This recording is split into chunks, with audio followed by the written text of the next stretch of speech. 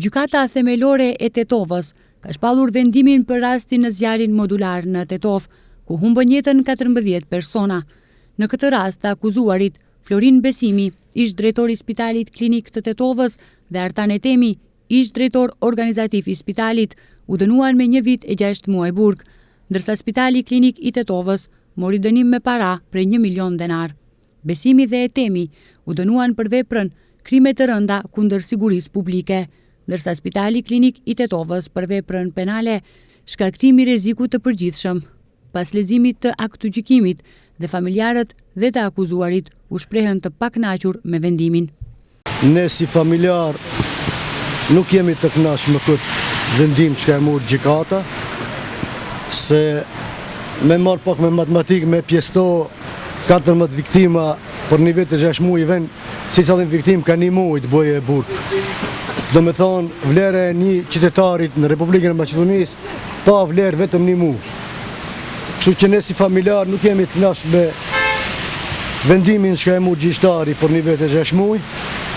Ne kemi thonë dhe do të them se në rastin e spitalit u dushin të jenë të akuzuar edhe zamis ministri i shëndetësisë Filipçia, agjyshefi firma Bako.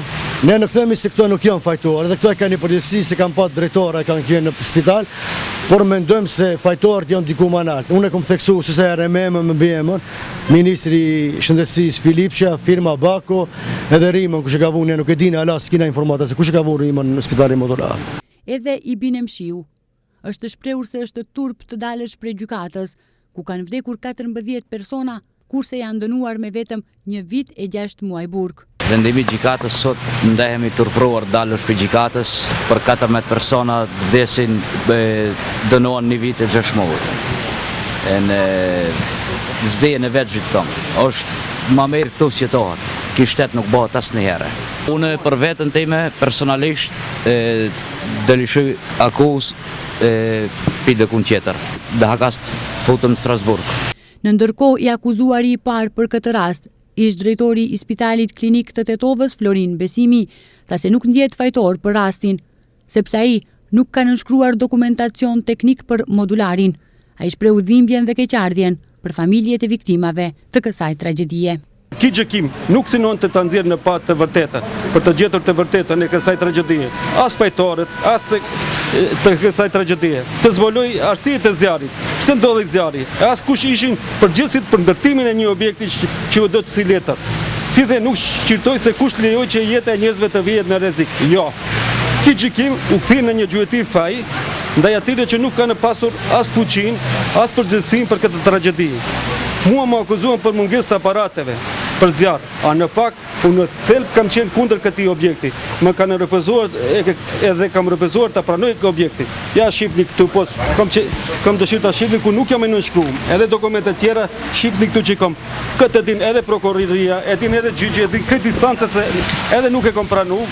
Edhe në përmbledhje e kam cek, edhe ekziston dokumenti, nuk e mur parasysh. Edhe pse dëshmitarët konfirmuan që ka pasur aparate, edhe ne gjatë procedurës arritëm të dëshmojmë se ka pasur aparate. Edhe pse të gjithë e pam ne se në si tana, sa atë zjarr nuk do të ndalte asnjë aparat dore. Kjo nuk është drejtësi. Kjo është mangje e vërteta. Unë nuk kërkoj mëshirë. Unë kërkoj drejtësi për viktimat dhe për veten time. Kërkoj që të zbulohet e vërteta. Dënimin do ta ankimoj dhe Spitali Klinik i Tetovës, pasi që sipas avokatit, vendimi është të sjellë në kundërshtim me gjendjen faktike. Ky vendim është pasojë e konstatimit të gabuar të gjendjes faktike dhe interpretimit të gabuar të dispozitave të ligjit për procedurë penale dhe kodit penal. Kundër të këtij vendimi në kohë do të deponojmë ankesë pranë gjykatës së apelit dhe presim që e njëjta të nxjerrë vendim meritor.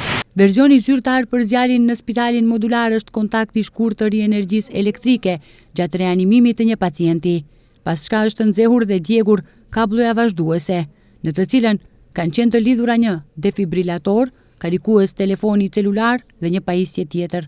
Zjarri menjëherë ka kapluar hapësirën, ndërsa për disa minuta objekti është shkrumbuar.